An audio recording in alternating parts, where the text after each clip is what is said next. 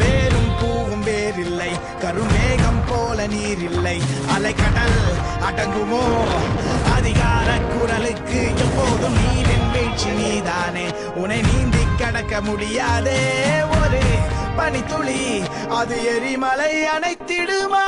வேட்டுக்குழியின் கூப்பாடு இனி நாட்டுக்குள்ள கேட்காது, இன முகவரி அது